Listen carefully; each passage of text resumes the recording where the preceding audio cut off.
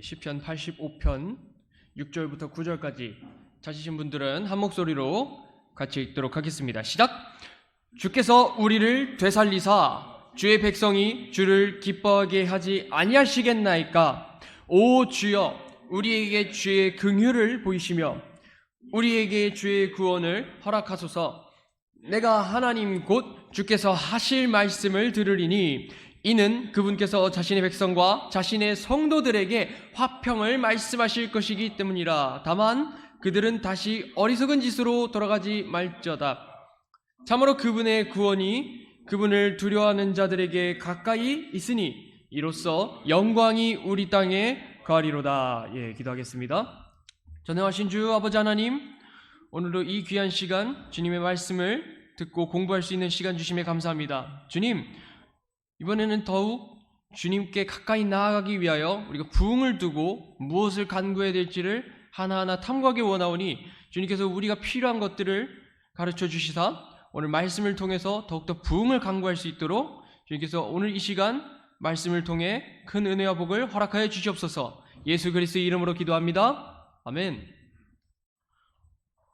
아마 여러분들께서 뉴스로 들으셨을지는 모르겠는데요. 이제 미국 켄터키주에 그 웨슬리안 감리교 성향의 신학교가 있어요. 에즈베리 대학교라고 하거든요. 그 에즈베리 대학에서 이번에 부흥이 일어났다는 소식이 들려왔습니다. 2월 8일 오전 채플 시간에 이제 학생들은 예배를 드리기 위해 모였고, 그리고 예배를 드리고 난 후에는 이제 다른 수업도 듣기 위해서 강당에서 나가서 이제 교실로 들어가서 수업을 들어야만 했습니다. 원래 커리큘럼대로라면 그렇습니다. 그렇게 학생들이 1시간 동안의 예배 시간을 드리고 그 강당을 나와야 했는데 그날만큼은 유독 달랐습니다. 의무적으로 드리는 채플 시간이니 예배 드리고 나가면 그만이거든요. 그런데 그날은 학생들이 그 자리를 떠나지 않았고 여전히 그 예배당에서 함께 모여 찬양하고 기도했다고 합니다. 그 부흥 집회가 어제부로 해가지고 총 열흘째였는데요. 아직도 진행되고 있을지 저희가 좀 확인을 해봐야겠지만 어제까지도 계속 진행되었다는 것을 확인할 수 있었습니다. 여전히 찬양과 기도가 끝나지 않았었어요. 제가 어제 예배 실황을 봤었는데요. 많은 사람들이 그 유튜브 라이브로 그 에즈베리 대학의 강당에 예배 실황을 녹화를 하고 있었더라고요.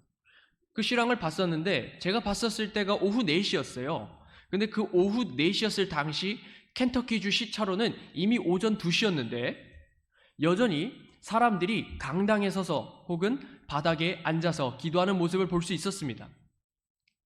어떤 과격한 밴드 음악이라든지 거세고 막 쩌렁쩌렁한 그런 목소리 하나 없이, 그런 소리 없이, 그리고 어떤 조명 연출이나 그런 것 하나 없이, 아니면 또 은사주의 운동에서 사람 쓰러뜨리고 넘어뜨리고 방언 주는 그런 인위적인 것 하나 없는 그런 상황에서 많은 사람들이 부흥을 경험했다고 합니다. 이게 최근에 일어났던 일이에요. 우리는 이 에즈베리 부흥 운동을 두고 크게 두 가지를 한번 생각해 볼 수 있습니다. 첫 번째는 어느 교단에서든지 하나님의 일하심으로 인해 인위적인 방법 하나 없는 순수하고 참된 부흥 운동이 일어날 수 있습니다. 그것이 바이블 빌리버들에게만 주어지는 것은 아니고 또 감리교에서도 나타났었고 이제 칼빈주의인 조나단 에드워즈를 통해서도 나타났었습니다. 하나님께서는 여러 사람들을 사용하셔서 부흥을 일으키신다는 점 우리가 기억해야 될 필요가 있고요. 그리고 두 번째로 가망이 없어 보이는 이 시대에도 부흥이 일어날 수 있다는 것을 기대할 수 있습니다. 이 MZ 시대 아니면은 다른 악한 세대들 다른 것들을 받아들이고 옛날 같지 않고 그런 것들을 볼 때 세상이 악하고 이제 휴거를 기다릴 때가 됐는가 싶을 때에도 부흥 운동이 일어났다는 것은 우리에게 하나의 경각심을 주는 것 아닌가 생각해 볼 필요가 있습니다. 그렇다는 것은 한국교회에서 터무니없이 작아 보이는 이 독립침례교회라 할지라도 광범위한 영적 회복이 일어나는 공간이 될 수 있으며 지금의 세대가 다른 가치관을 추구하고 더욱 악으로 치닫는 시대를 살아간다 할지라도 바람 앞에 꺼지지 않는 등불이 될 수 있다는 것을 성도들 모두가 여전히 기대할 수 있다는 것입니다. 제가 다녔던 웨스트코스트 침례대학의 총장이자 랭캐스터 침례교회 담임 목회자이신 폴 채플 목사님께서는요, 이 21세기에서도 이전과 같은 영적 대각성이 일어나기를 기대하면서 부흥을 위한 10가지의 기도 제목을 제시했습니다. 여러분들이 유인물에 이렇게 10가지를 제가 번역해서 여러분들에게 드렸습니다. 부흥은 교회나 기도원에서 부흥성회라는 이름을 갖고 뭔가 개최한다고 딱 일어나는 것이 아닙니다. 부흥은 오직 주님만이 하실 수 있는 일입니다. 그것을 우리가 인정해야 합니다. 우리는 그렇다면 구체적으로 주님께 기도하여 아뢰므로써 베다니 침례교회가 사람 수만 늘어나는 것으로 그치지 않고 각 지체가 하나님을 향한 마음이 회복되는 경험을 누릴 수 있기를 소망해야 합니다. 우리는 베다니 침례교회가 영적으로 성장하고 깨어있기를 기도할 때 악한 세대의 여파와 관계없이 이루 말할 수 없는 하나님의 일하심인 부흥을 경험할 수 있습니다. 그렇다면 우리가 구체적으로 무엇을 기도해야 할까요? 총 10가지를 짧고 간단하게 다뤄보도록 하겠습니다. 첫 번째로 한번 보실까요? 여러분들이 유인물을 보시면 있는데 유인물 안 받아가신 분들은 저쪽 흰색 테이블에 있습니다.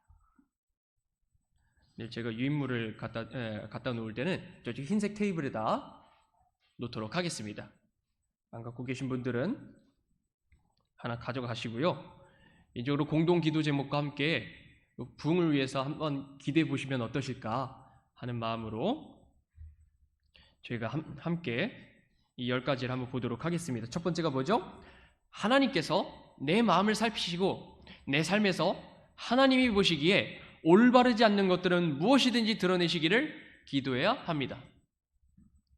시편 139편 23절 24절에서는 이렇게 말씀하고 있습니다. 오 하나님이여 나를 살피사 내 마음을 아시고 나를 시험하사 내 생각들을 아시옵소서. 또 내 안에 있는 어떤 사악한 길이 있는지 보시고 나를 영존하는 길로 인도하소서라고 합니다. 부흥에 있어 나타나야 하는 현상 중 하나는 말씀을 통해 나 자신이 하나님 앞에 바로 잡히는 것입니다. 하나님의 영감으로 주어진 이 성경 기록은 우리가 무엇이 옳고 무엇이 틀리며 우리가 어떻게 올바른 길로 나아가야 하는지를 알려주는 이정표와 같습니다.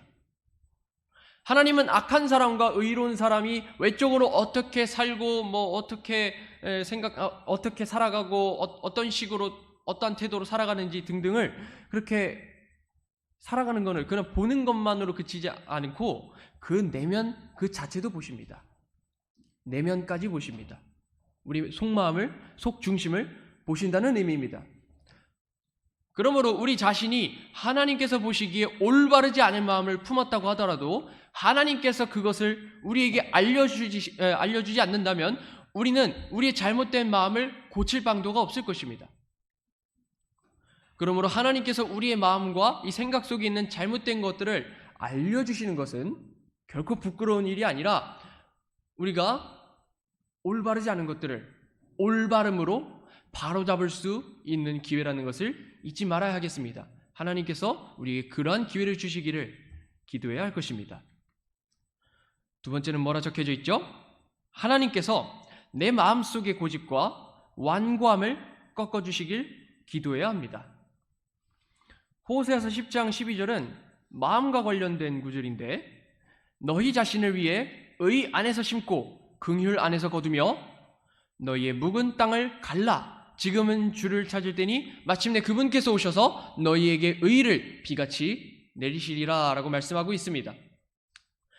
디모데후서 3장 4절을 보시면 마지막 때의 사람들은 고집이 세다라고 말씀합니다. 이렇게까지 기도해야 하는 이유는 간단합니다. 우리의 마음이 하나님께로 맞춰져야 하는데 이 바로잡음을 가로막고 지연시키는 그 장애물이 바로 고집과 완고함이기 때문에 그렇습니다. 매우 간단한 예시로 아이가 장난감 코너에서 이것저것 사달라고 바닥에 들어놓고 떼쓰기 시작했는데 부모가 아이를 내버려 둔다면 집으로 돌아가는 시간이 점점 지연될 것입니다. 그러니 고집을 꺾고 어떻게든 바로 데려가려고 하기 마련입니다. 마찬가지로 하나님께서는 성도들이 굳은 마음을 가지고 영적으로 지체되는 것을 원하지 않으십니다. 영적인 성장과 하나님의 이끄심대로 살기를 원하신다면 각자가 마음에서 놓지 않는 그런 뿌리 깊은 고집이 무엇인지를 파악해야 합니다. 그리고 하나님께서 우리 뿌리 깊게 박힌 그 우리의 고집을 뽑아내시도록 우리의 마음을 더더욱더 부드럽게 하시길 기도해야 합니다. 부드러운 땅에서 뿌리가 쉽게 뽑히기 때문에 그렇죠. 그와 같이 우리 묵은 땅이 갈려지고 그 묵은 땅이 부드러워짐으로써 우리 마음속에 있는 그 뿌리와 같은 그런 고집과 완고함이 그런 뽑혀 나갈 수 있도록 그렇게 우리는 기도해야 합니다. 세 번째는 하나님께서 나 자신이 회복해야 할 관계를 보여주시길 기도해야 합니다. 마태복음 18장 15절에는요 이렇게 말씀하고 있습니다. 또한 만일 네 형제가 네게 범법하거든 가서 너와 그만 따로 있을 때에 그의 허물을 그에게 일러주라. 만일 그가 네 말을 들으면 네가 네 형제를 얻었느니라. 우리가 결코 간과해서는 안 되는 게 부흥은 하나님과의 관계와 교제가 회복되는 것만을 의미하지 않습니다. 하나님과의 관계 회복에만 몰두한 나머지 성도 간의 불화의 문제를 등한시하면 안 됩니다. 교회 내 성도들 간의 교제의 회복 또한 부흥을 통해 이루어져야 하는 것입니다. 야고보서 5장 16절은 너희 잘못을 서로 고백하며 라고 말하는데요. 이 또한 성도들 간의 관계 회복의 필요성을 강조하고 있습니다. 저는 여러분들 모두가 어떤 사람들과 불화를 겪고 있는지 잘 알고 있지는 않습니다. 또 어떤 사람에게 나 자신이 응어리를 갖고 있는지도 알지 못합니다.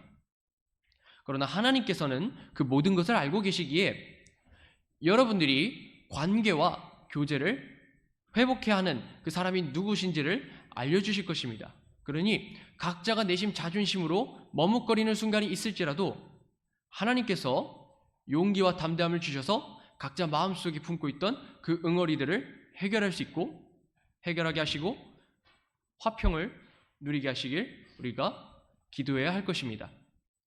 이웃 간의 화평 또한 하나님께서 기뻐하는 일임을 잊지 말아야 할 것입니다. 그리고 네 번째입니다. 하나님께서 내가 경험하지 못했던 성령님에 대한 예리한 감각을 가질 수 있게 도우시기를 기도해야 합니다. 이건 함께 찾아볼까요? 에베소서 4장 30절입니다. 이건 함께 찾아보도록 하겠습니다. 에베소서 4장 30절입니다.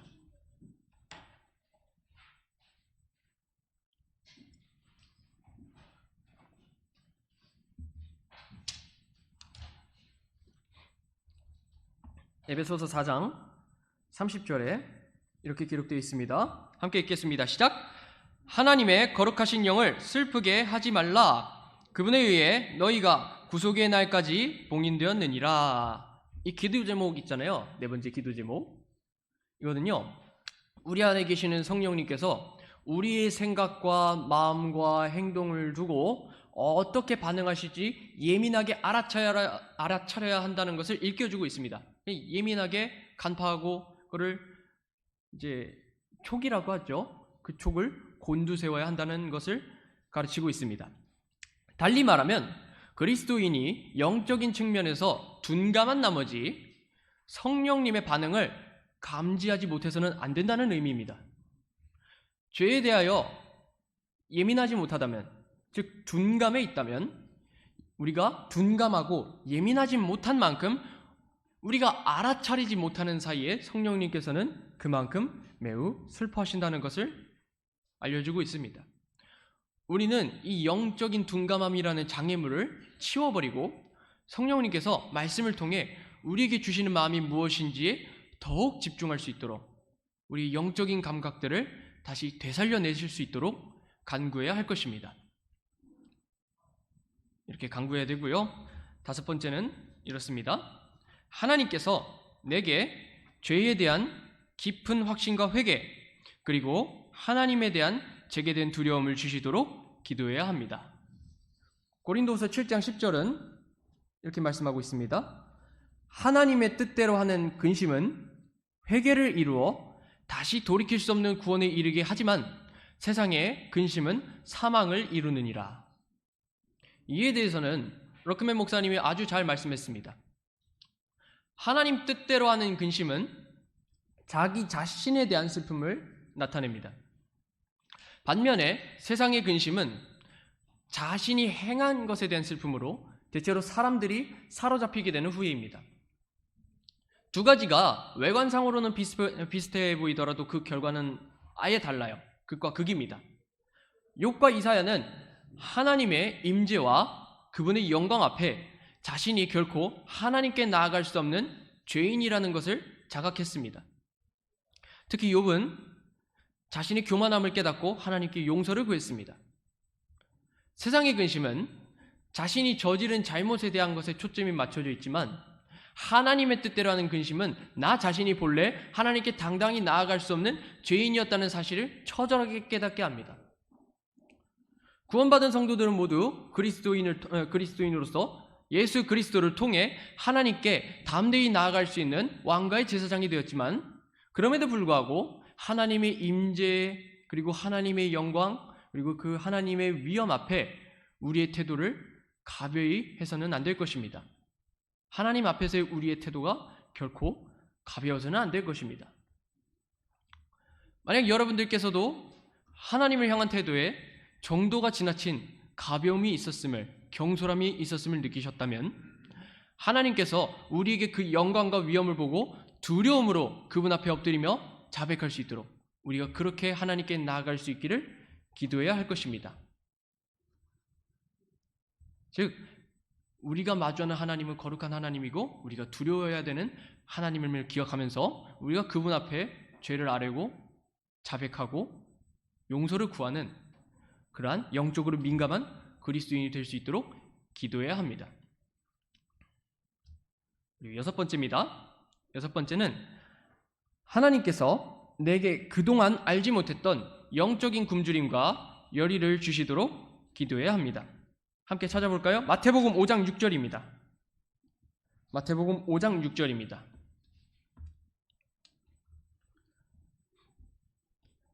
아무래도 이 부분이 유대인들을 대상으로 하는 선포이다 보니까 자주 못 다루는 구절 중 하나죠.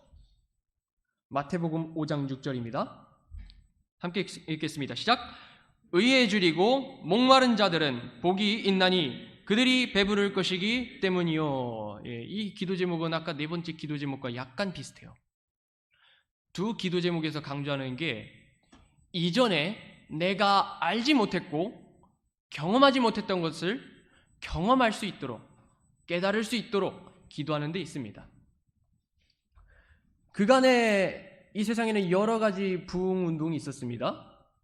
웨일즈에서도 있었고요. 미국 동서부에서도 있었고요. 심지어 우리나라에서는 평양에서 이렇게 있었는데 수차례 하나님께서는 부흥을 일으키셨고 자신을 드러내셨습니다.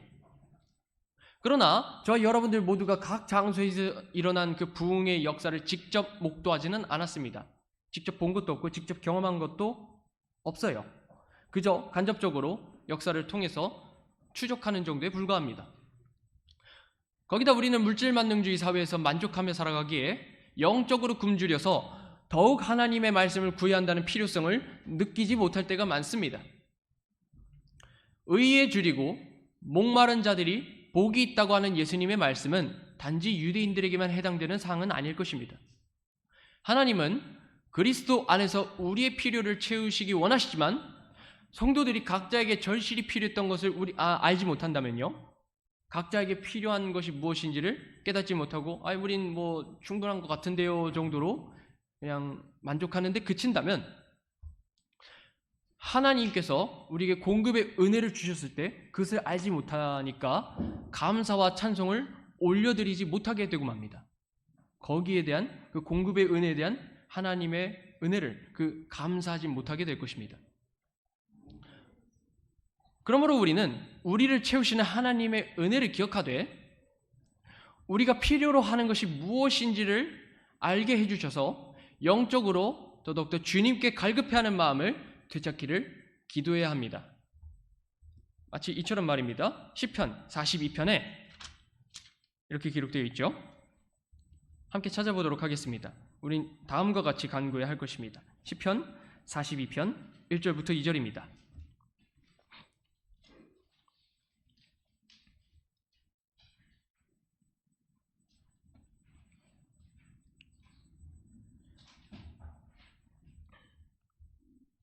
이와 같은 갈급한 마음으로 주님께서 채워주시길 구해야 합니다. 시편 42편 1절 2절 읽겠습니다. 시작. 오 하나님이여, 사슴이 물 있는 신을 찾기에 갈급함같이 내 혼이 주를 찾기에 그렇게 갈급하나이다. 내 혼이 하나님 곧 살아계신 하나님을 찾기에 목이 타니 내가 어느 때에 가서 하나님 앞에 나타나리요. 이와 같이 갈급하면서 기도할 수 있기를 소망합니다. 그리고 7번째입니다. 7번째는 하나님께서 나의 교회와 우리 가족 안에 사랑함으로 연합하여 깊은 조화를 주실 것을 기도해야 합니다. 이때 나타나는 조화는 하모니입니다. 요한복음 13장 35절에서는요. 사랑과 관련돼서 이렇게 명령하시죠. 너희가 서로 사랑하면 이것에 의해 모든 사람들이 너희가 내 제자임을 알리라 하시니라. 그 이전 구절에 서로 사랑하라라고 말씀하고 있지요. 이 기도 제목은 세 번째 기도 제목과 연관된 주제를 가집니다. 예수님께서 말씀하셨던 가장 큰 명령이 무엇이었죠? 하나님을 사랑하고 이웃을 그와 같이 사랑하는 것이었습니다. 즉, 우리는 그리스도의 몸된 지체로서 우리 이웃인 성도들과 가족들을 사랑해야 하며 사랑 안에서 연합함으로써 함께 하나님의 부흥을 경험하기를 간구해야 합니다. 이 점에서 우리는 은사주의의 문제점이 하나 있다는 것을 비판할 수 있는데, 이게 은사주의에서 방언을 하잖아요. 그러니까 안수 주면 어떤 사람들은 방언하고 어떤 사람들은 방언하지 못하는 막 그런 현상들이 일어나는데, 이게 왜 나쁜 거냐면요. 누구는 어떤 부흥 집회 때 방언을 받았다고 합니다. 근데 누구는 못 받았대요. 그러면요, 한 사람은 우월감을, 다른 한 사람에게는 열등 의식을 가져옵니다. 이게 비단 청소년 때도 그렇고요. 어른이 돼서도 그래요. 똑같아요. 누군가는 열등감을 갖고 말아요. 근데 지역교회 가운데 이런 격차를 벌려놔서 분열을 일으키는 것은 결코 부흥이 아닙니다. 그걸 가지고 부흥이 왔다 하는 것도 경솔한 발언이 되기 때문입니다. 그 부흥은 모든 성도들이 단번에 성령님의 움직이심에 강력하게 반응하게 합니다. 그러니까 어느 특정한 사람들만 부흥이 있고 어느 특정한 사람들에게만 부흥이 있고 그런 게 아니라 성령님의 인도하심에 모두가 압도돼서 다 함께 강력하게 반응하게 되는 그것이야말로 바로 부흥입니다. 모든 사람이 어떠한 강제적인 압박 하나 없이 한 마음으로 기도하고 회개하며 그 자리를 지키는 놀라운 일을 일으키는 것이 부흥입니다. 10손가락 깨물어 안 아픈 손가락 없듯이 우리는 우리 주 예수 그리스도 안에서 이렇게 불필요한 성도라는 것이 없다는 것을 잊지 말아야 합니다. 어느 누구도 불필요한 지체가 아닙니다. 모두가 사랑 안에서 연합해야 하는 지체들입니다. 고로 모두가 함께 한 마음으로 연합할 때 우리는 하나님의 말씀의 권능에 다 같이 압도되는 그런 놀라운 일도 경험할 수 있습니다. 그것을 위해서 함께 기도해 주시면 좋겠습니다. 그리고 시간상 8번째, 9번째, 10번째는 같은 주제라 한꺼번에 보도록 하겠습니다. 8번째 기도 제목은 뭐였죠? 하나님께서 내 마음을 열정으로 채우셔서 사람들이 구원받는 것을 보게 하시길 기도해야 합니다. 이것은 저희가 잘하고 있는 것이죠.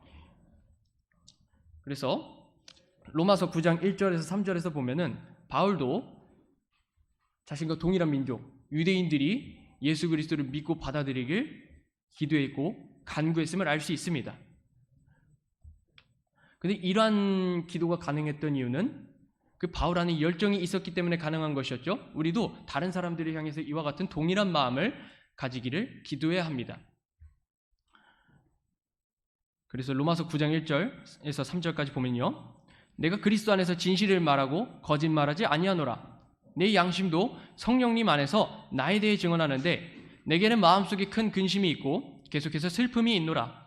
육체에 따른 내 형제들, 내 친족들을 위해서라면 나 자신이 그리스도로부터 저주받기를 바랄 수도 있으리니 라고 하는데, 그만큼 가식적으로 뭔가 복음을 전하려는 것이 아니라 진실된 마음으로 사람들에게 나아가서 복음을 전하기를 강구했습니다. 우리 또한 이와 같은 마음을 갖고 우리가 가식적으로 뭔가 전도지를 전달하는 것이 아니라 그냥 가식적으로 그냥 거리 선포라는 것이 아니라 우리 모든 복음 전도의 영역에서 우리가 진실한 마음으로 열정을 다해서 많은 사람들에게 그 은혜의 복음을 전할 수 있기를 기도해야 할 것입니다. 그리고 9번째입니다. 하나님께서 우리 교회에서 많은 이들을 선교의 자리와 그리스도인으로서 섬김의 자리로 부르시기를 기도해야 합니다. 이 마태복음 9장 37절 38절은요, 이 근본주의 침례교회들에서 많이 인용하는 구절이에요. 이건 함께 찾아보도록 하겠습니다. 마태복음 9장 37절 38절입니다.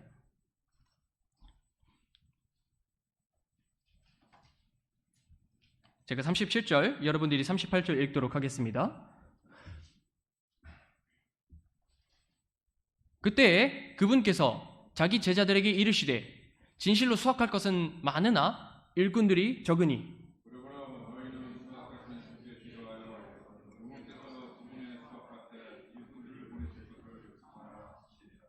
예, 이것은 아까도 말씀드렸듯이 부흥은 양적인 성장만을 의미하지 않습니다. 성도 수가 늘었습니다. 6,000명 늘었습니다. 10,000명 늘었습니다. 이런 것으로만, 외적인 걸로만 계수할 수 있는 것이 부흥이 아니고 외적으로 계수할 수 없는 그러한 영적인 성장, 질적인 것들로 봐야 합니다.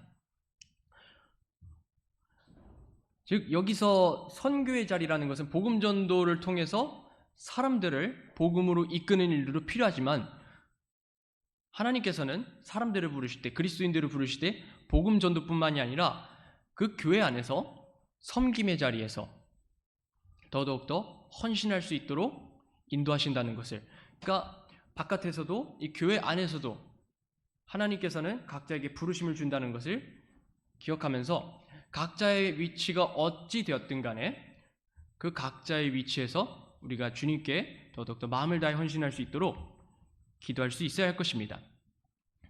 그리고 마지막 10번째입니다. 10번째는 하나님께서 우리 교회 성도들 안에서 하시는 일을 통해 우리로 하여금 세계의 복음이 확산되는 데 사용할 수 있도록 기도해야 합니다. 마태복음 28장 18절에서 20절에는 이렇게 말씀하고 있죠.